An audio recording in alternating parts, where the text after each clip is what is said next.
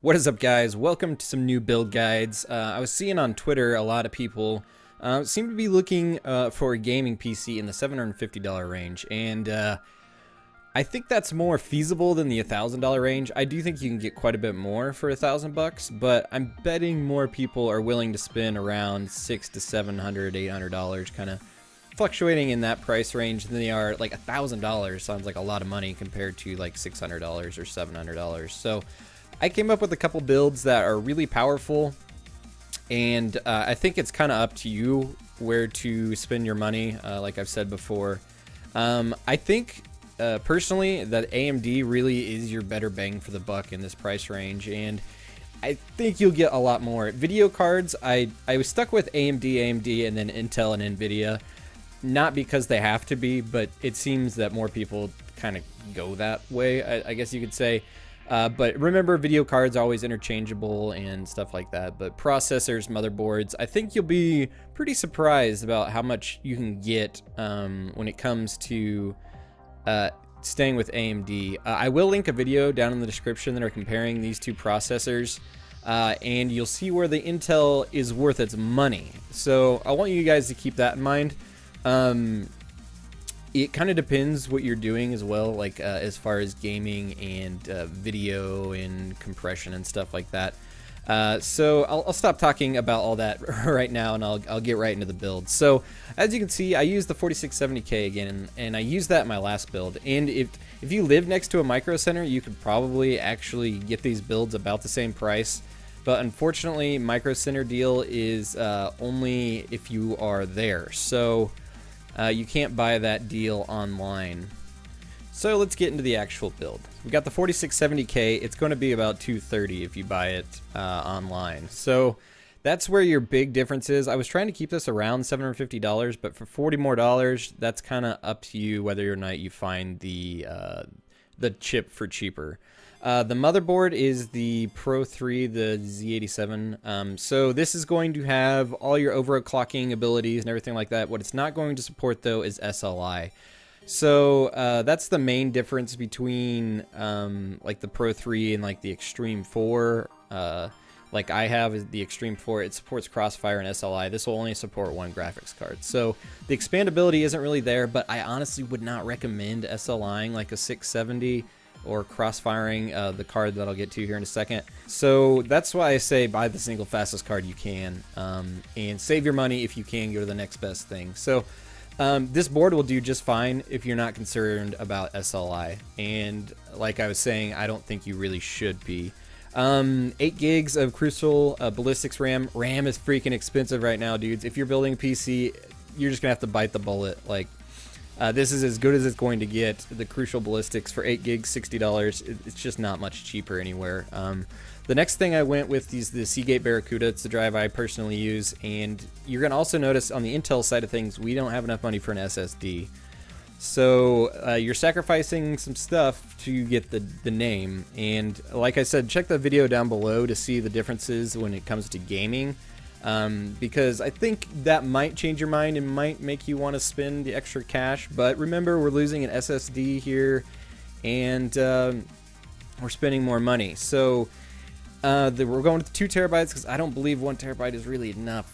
Personally, like I have gigs upon gigs upon gigs of stuff in my my libraries. So my hard drives, I'm constantly moving stuff off of them to make them a little bit less full so they don't start getting fragmented and they run at full speed. That's why I don't have all my Steam games installed, just because I don't want to have a really full fragmented hard drive. I'd rather have a few games that I'm currently playing installed and then take them off my drive if I'm not really using them. So then that leads me into the 670. This is the ACX cooler. This is the super clocked one as well. So what you're getting on this side, like I said, the graphics cards are interchangeable, but what you're getting on this side is a really powerful card.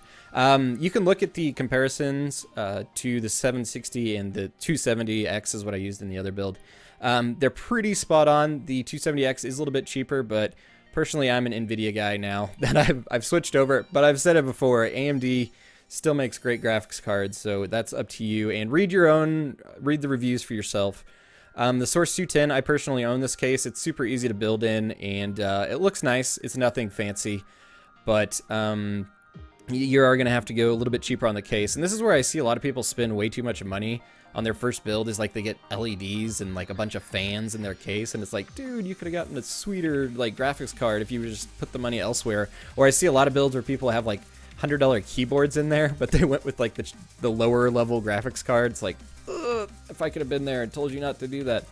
And then I went with the EVGA 500 watt power supply again, because this estimated wattage is only 353, so that's going to give us plenty of overhead. I know in my last builds I was cutting it pretty close, and that's why I edited the description to tell you, you know, if you feel more comfortable getting a bigger power supply, then do that. But anyway, that's going to do it for this side of the build, and that's going to come in at $791.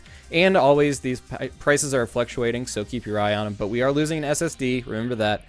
And we're going $50 or $40-ish over budget. And like I mentioned before, if you live near a Micro Center, you can probably get this processor and a motherboard bundled for a pretty good deal. Micro Center is always changing up deals and stuff, so that's a pretty good option. Moving on to the AMD side of things. So we are going to use the 8320. This is one heck of a processor for $155. I actually was just looking at upgrading my CPU. I actually, literally like an hour ago, just bought a 3770K. So I'm getting rid of my 3570K tier, I know. But I was honestly really considering going with like an 8320 or an 8350 over the 3770K. I finally decided that it wouldn't be worth it because I'd have to upgrade my motherboard and a bunch of other stuff just to get this CPU to work. So it's cheaper for me just to go from a 3570K to a 3770K. And the only reason I did that is because I'm compressing and editing a bunch of videos, and I've recently noticed it when I'm doing these like 2K videos, 1440p, that's like a 35-minute render for a 7-minute video, and then it's like another hour worth of compression time on top of that. So yeah, if anybody told you that YouTube doesn't take very much time, one of those Titanfall videos I do, like the ones that I've done previously, that's like 2 hours of work just in the compression and rendering, plus another hour of upload because my internet is so slow. So all in all, that's like a 4-hour video for like 7 minutes of you guys watching it. So it's a lot of work, and I'm ready to cut down my times on rendering. So if you're doing video editing and stuff like that, this is where the 8320 is really sweet. It has 8 cores, and it's going to process multitasking really well. So like streaming, video stuff, everything like that. Like I said, I'm going to mention the video down below again. When it comes to gaming, the 4670K is substantially more powerful on a single core. And a lot of cores, or a lot of games don't necessarily use all of your cores. They only use one. Older games do, at least. Battlefield 4, I've said it before and I'll say it again, it uses like 95% of a 3570K, so it will utilize all of it. But in older games that are more, in some programs are really single core dependent, the 4670K is going to blow the 8320 out of the water. Excuse me.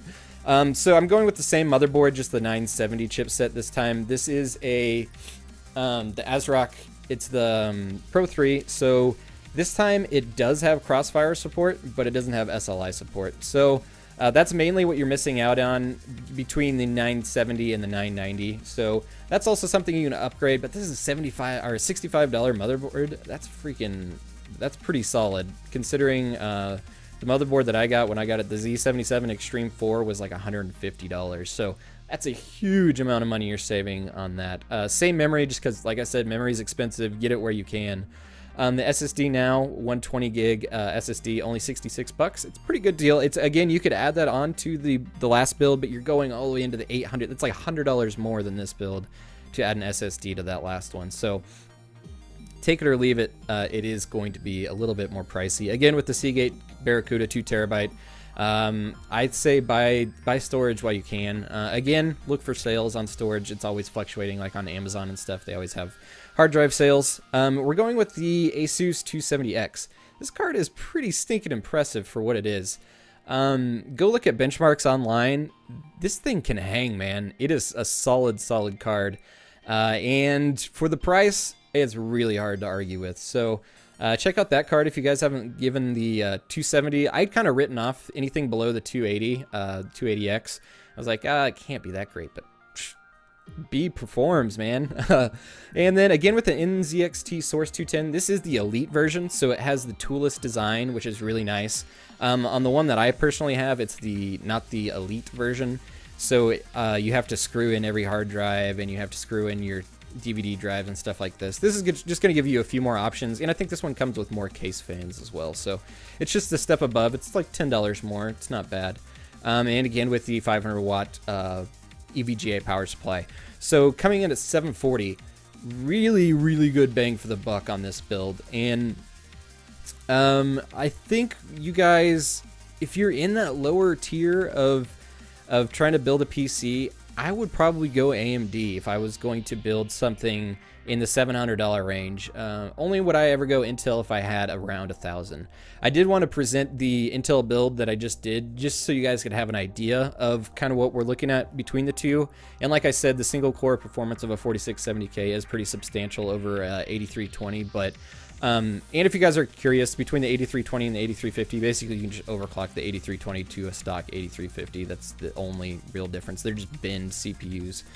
So anyway, thank you guys for checking out the video. Oh, and don't be concerned about this incompatibility. You might just have to upgrade your BIOS. That's it. That's the same thing as using like a 3570K and a Z68 motherboard. You just have to upgrade the BIOS. That's it. Anyways, guys, thank you so much for checking out the video. Leave a comment down below what you guys think of the builds and everything like that, and I will talk to you later.